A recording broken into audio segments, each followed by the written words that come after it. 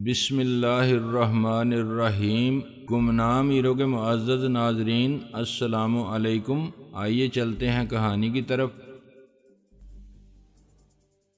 کیا وہ سب اداکاری تھی؟ ڈرامہ تھا؟ نہیں، وہ شادو ہی دوسری تھی۔ اس کی محبت میں فریب نہیں تھا اور جھوٹ نہیں تھا۔ اس نے جان کی بازی لگا کے اپنے عشق کو صداقت کی سند دی تھی۔ پھر یہ سب کیسے ہو گیا؟ وہ شادو اچانک کیسے بدل گئی؟ میں سوچتا رہا اور اندر ہی اندر اپنے لہو کی آگ میں جلتا رہا۔ مجھے رئیس کی سخت کمی محسوس ہوئی۔ وہ میرے ساتھ ہوتا تو ہم مل کے شادو کی باتیں کرتے، سوچتے کہ ایسا کیوں ہوا، اسے گالیاں دیتے، روتے اور طے کرتے کہ جب وہ واپس آئے گی تو اسے ایسی بے بھاؤ کی سنائیں گے، ایسی سزا دیں گے۔ مگر میں اکیلا تھا اور جو کچھ میں سوچ رہا تھا لا حاصل تھا۔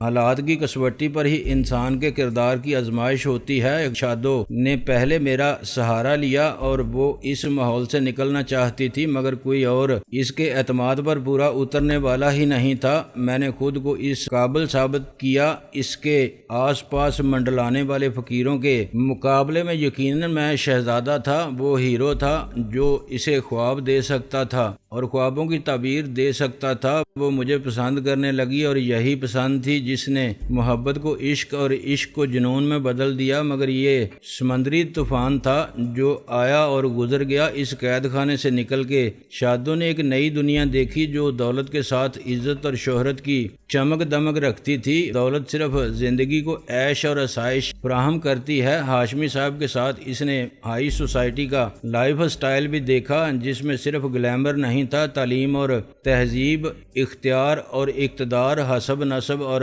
اپر کلاس کا احساس، تفاخر بھی تھا۔ انتہائی پستی سے وہ اچانک انتہائی بلندی پر پہنچ گئی تھی، ایک جست میں کہیں رکے بغیر۔ اگر وہ میرا ساتھ دیتی تو اس مقام تک پہنچنے کے لیے اسے برسوں انتظار کرنا پڑتا، اور یہ بھی یقینی نہیں تھا کہ میری جدوجہد کامیابی کی اس منزل تک پہنچے۔ ابھی میں صرف ایک میٹرک پاس لڑکا تھا جس کے ارادے بہت بلند تھے اور جس کے پاس حوصلے کے ساتھ ذہانت بھی تھی، مگر تقدیر بھی جابر ہوگی یہ ضمانت بہرحال نہیں تھی۔ اس نے غیر یقینی مستقبل پر یقینی حال کو اپنی دسترس میں دیکھا تو وفا کی راہ اسے دشوار لگی، اس کے قدم لڑکھڑا گئے۔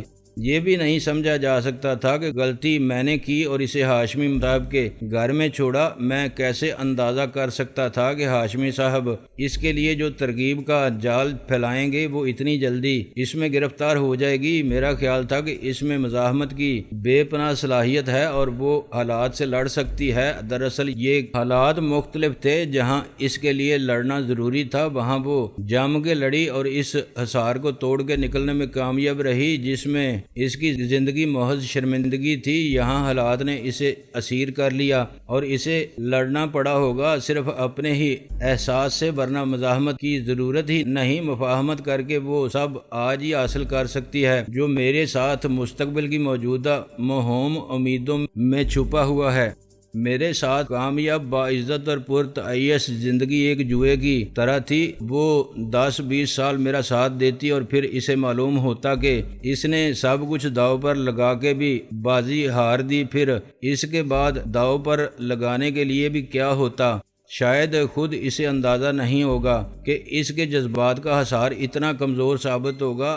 آدمی ایسے ہی خود اپنی کمزوری کا شکار ہوتا ہے۔ شادو نے یقیناً میرے بارے میں سوچا ہوگا، میرے رد عمل کے بارے میں بھی سوچا ہوگا کہ مجھے دکھ ہوگا، یہ احساس ہوگا کہ میرے ساتھ دھوکہ ہوا۔ اس کی بے وفائی کا صدمہ مجھے پاگل کر دے گا۔ میں ناصر کے چچا کا انتقام کی خواہش سے ابھی تک کنارہ کش نہیں ہوا تھا۔ میں شاہ جی جیسے سفاک دشمن کے سامنے بھی مرنے مارنے کے لیے کھڑا ہو گیا تھا۔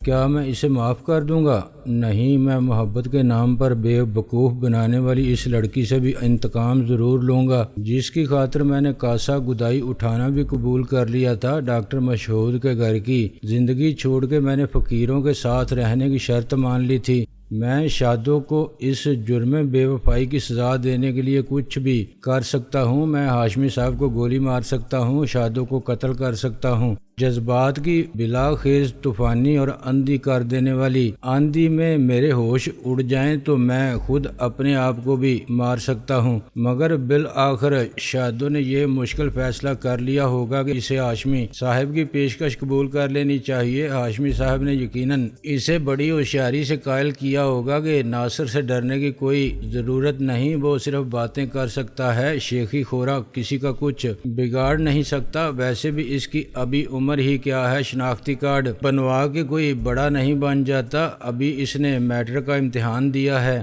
پاس ہوگا تب بھی کون سا تیر مار لے گا۔ اس کی حرکتوں سے تو یہی لگتا ہے مجھے کہ اس کا انجام جیل کی دیواروں کے پیچھے ہوگا۔ سارے زمانے کو اپنا دشمن بنا لیا ہے، ابھی سے اور چکر چلاتا پھرتا ہے۔ رئیس جیسے لوفر اور بدماش اس کے دوست ہیں۔ رہتا ہے وہ اس مکان میں جہاں میری ملازمہ نے رہنا پسند نہیں کیا۔ آج نکال دوں تو سڑک پر کھڑا نظر آئے۔ ہاشمی صاحب نے شادو کو میرے خلاف کرنے کے لیے الگ حکمت عملی اپنائی ہوگی اور شادو کو اپنانے کے لیے دوسری۔ انہوں نے اسے سبز باغ دکھائے ہوں گے جو واقعی سبز ہیں۔ ان کے ساتھ وہ اونچی سوسائٹی کے لوگوں سے ملی، بڑے بڑے ہوٹلوں میں گئی، ڈنر اور پارٹیوں میں گھومتی رہی۔ ہاشمی صاحب نے ایک شاندار گاڑی میں شوفر اس کے لیے وقف کر دی ہوگی، ڈھیروں کیش اس کی تحویل میں دے دیا ہوگا۔ اس کی خواہش کے بغیر ہی وہ سب تحفے تحائف پیش کر دیے ہوں گے جو عورت کی کمزوری ہیں، اور اچھے کپڑے، زیورات، ہیروں کے سیٹ، اور بالآخر ہاشمی صاحب نے کہا ہوگا کہ یہ کوٹھی میں تمہارے نام کر دوں گا، میرا سب کچھ تمہارا ہو جائے گا، تم اسی قابل ہو۔ ایک میٹرک پاس لاوارث بے نسب اور بے روزگار لڑکے کی محبت میں کیا رکھا ہے، وہ تمہارے لائق نہیں، تم سے 4 سال چھوٹا بھی ہے۔ اور آہستہ آہستہ شادو کی مزاحمت کمزور پڑتی گئی ہوگی، نہ چاہنے کے باوجود وہ انہی کے ذہن سے سوچنے لگی ہوگی، اور ہاشمی صاحب جیسا گاگ آدمی آہستہ آہستہ پیش قدمی کرتا رہا ہوگا، یہاں تک کہ شادو نے بھی سوچا ہوگا کہ ناصر کی زندگی اپنی ہے، میری اپنی، صرف محبت کی خاطر میں اپنی زندگی اس کے خوابوں پر قربان کروں، پھر میرے خوابوں کا کیا ہوگا جو آج میری دسترس میں ہیں۔ اسے گنوانے کے بعد پچھتانا بھی لا حاصل ہوگا۔ جذبات میں زبردستی کا کیا دخل، جو کل پسند تھا آج پسند نہیں۔ ہاشمی صاحب نے اپنا سب کچھ شادو کے حوالے کر دیا اور شادو کو اس کے سارے خوابوں کی تعبیر دے دی۔ بدلے میں شادو نے خود کو ان کے حوالے کر دیا اور وہ سب بھول گئی جو اس نے مجھ سے کہا تھا۔ ہاشمی صاحب اسے باہر لے کر گئے، تم فکر مت کرو، تمہاری تو گرد کو نہیں پہنچ سکتا وہ، اس کا تمہارا سامنا نہیں ہوگا۔ کبھی یہاں آیا تو گارڈ ہے، وہ اسے باہر سے ہی بھگا دیا کرے گا، اس کی بدماشی یہاں نہیں چلے گی، یہ اسے سمجھا دیا جائے گا پہلے شرافت سے، اور اس کی سمجھ میں بات نہ آئی تو دوسرے طریقے بھی ہیں۔ آخر عدالت میں ہم انہی لوگوں کی وکالت کرتے ہیں، چور، ڈاکوؤں اور بدماشوں کی۔ جس زبان میں شاہ جی جیسے شخص نے بات سمجھ لی تھی وہ ناصر بھی سمجھ لے گا۔ مجھے شاہ جی کی بات بھی یاد آئی، اس نے شراب کے نشے میں وہ سچ بول دیا تھا جو اس وقت مجھے ہوش میں بیگانگی کی علامت لگا تھا۔ تیرے پاس ہے عزت جو تو اسے دے گا، اور شادی کرے گا تو شادو سے، وہ تجھ پر تھوکے گی بھی نہیں، میں جانتا ہوں اسے تجھ سے زیادہ۔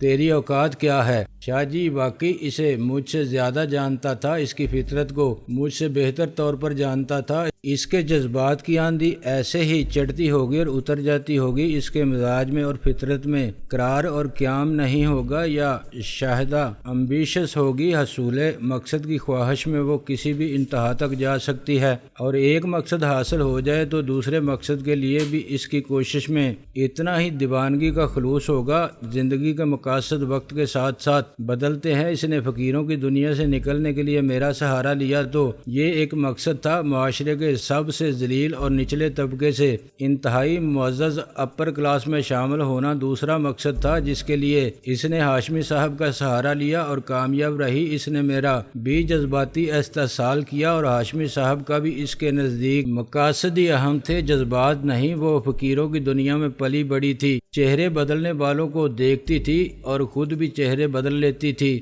جذبات کے کھیل میں ماہر فقیر بڑے منجے ہوئے اداکار تھے جو اندھے نہیں تھے اور وہ آنکھوں والوں کو اندھے ہی نظر آتے تھے۔ وہ صحت مند تھے، اتنے معذور اور لاچار لگتے تھے کہ دیکھنے والوں کے دل پگھل جائیں۔ ان کی کامیابی کا انحصار اچھی اداکاری اور اچھی صداکاری پر تھا۔ یہ سب شادو نے بچپن سے دیکھا تھا، اور وہ استاد کی بیٹی تھی جو کسی طرح بھی استاد سے کم نہیں تھی۔ اس نے محبت کی اداکاری کی تو مجھے پاگل کر دیا۔ اپنے سے دوگنی عمر کے ہاشمی صاحب کا دماغ عقل کے دلائل سے بھرا پڑا تھا، لیکن ان کا علم اور تجربہ بھی دھرا رہ گیا۔ آج شادو کے پاس سب کچھ ہے اور وہ لندن، پیرس، نیو یارک میں گھوم رہی ہے۔ کل کیا ہوگا یہ شاید ہاشمی صاحب کے فرشتوں کو بھی خبر نہیں ہوگی۔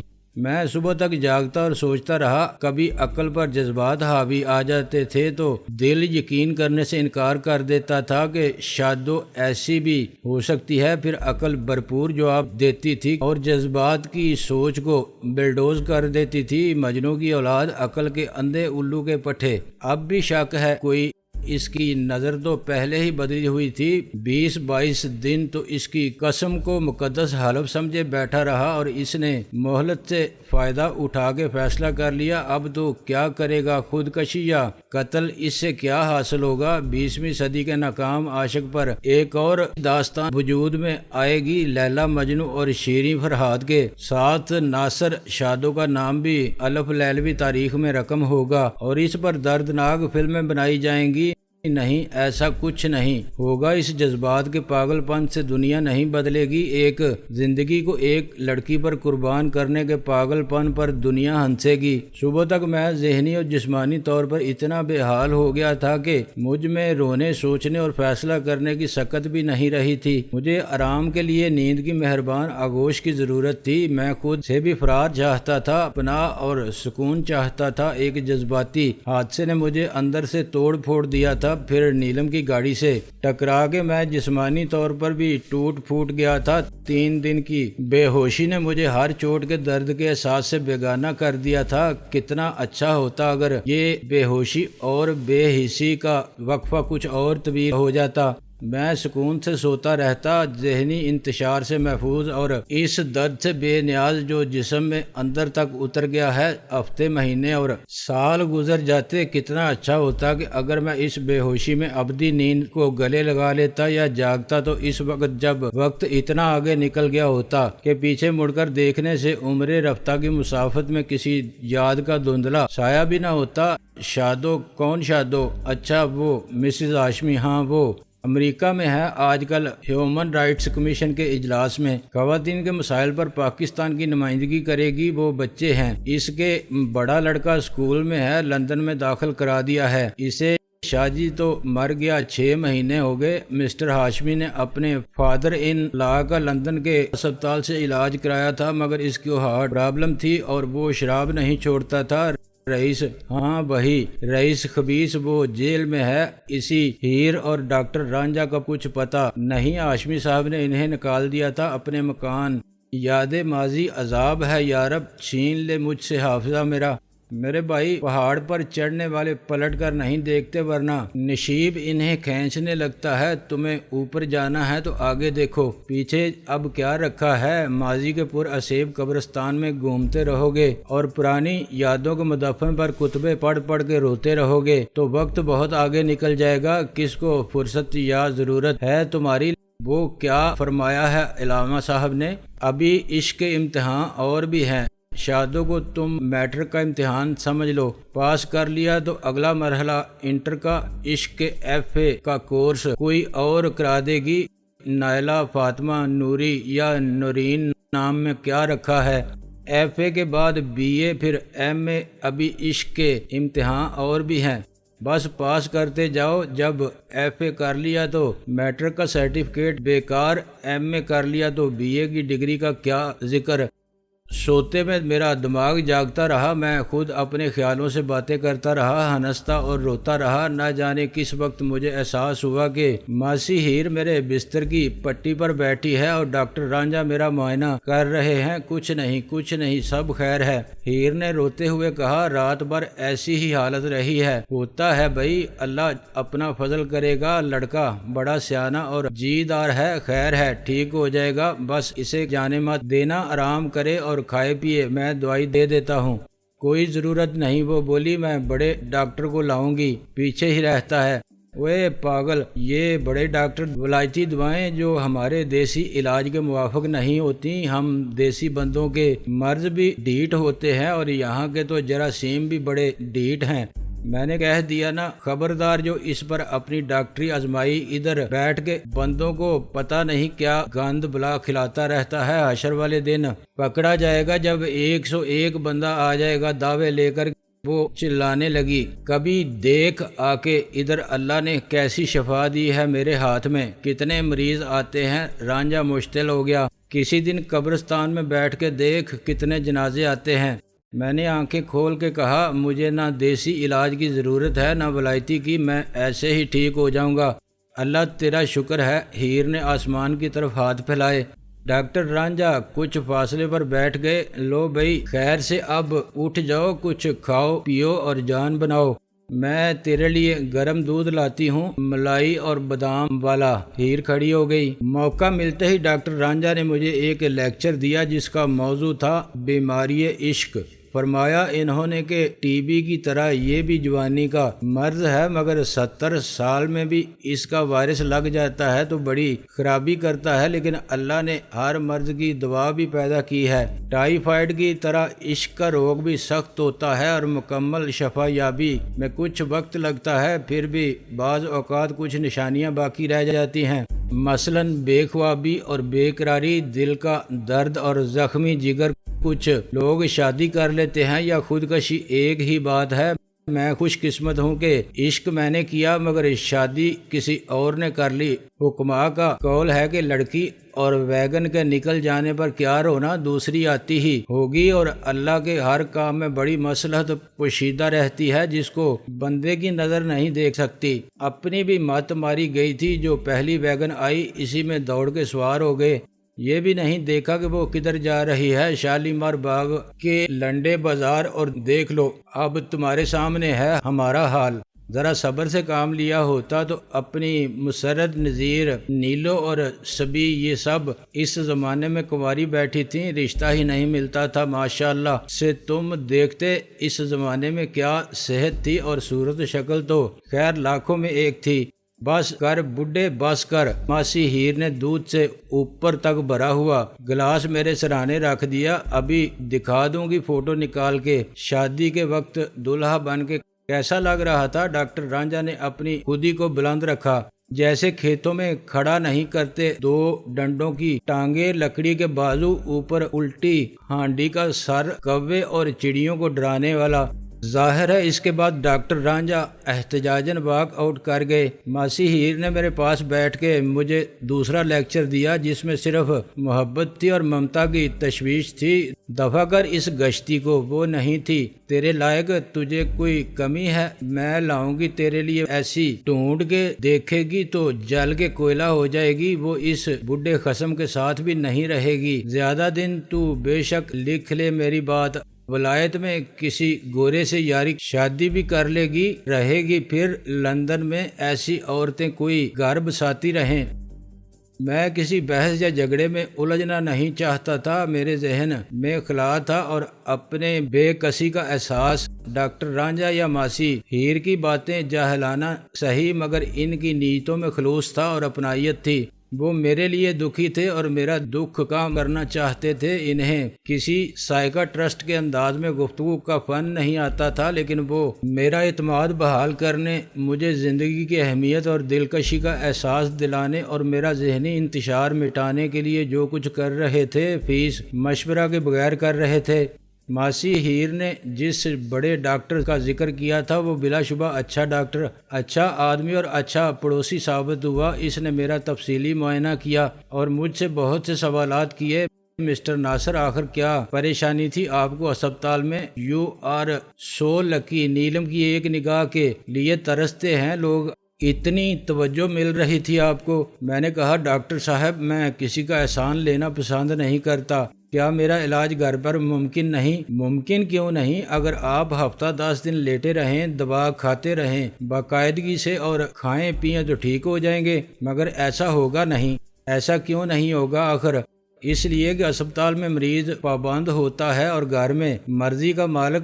آپ نے تو ثابت کر دیا ہے کہ آپ خود سر ہیں۔ خیر میں دوائیں بھیج دیتا ہوں، آپ نسخہ لکھ دیں، میں منگوا لوں گا۔ میرے پاس سب مفت کی دعائیں ہیں، فزیشین کے سیمپل آتے ہیں جو میں سارے عملے کو دیتا ہوں، اور سب جاننے والوں کو بھی میں کوئی احسان نہیں کر رہا ہوں۔ تم پر پڑوسی کی حیثیت سے میرا تم پر حق ہے اور تمہارا مجھ پر خدا حافظ۔